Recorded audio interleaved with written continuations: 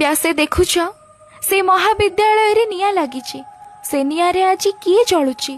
को रेवती सारियार कथा कहूनी को रेवती सारियार कथा कहूनी से कॉलेज छात्री आज जली जाउची सतीत्व को रक्षा करने को जाई स्वदेह अनले दग्ध करिची एठी नेता विधातार रूप नेइची एठी नेता विधातार रूप नेइची प्रशासन एठी आखि बुझीची व्यासे देखुछ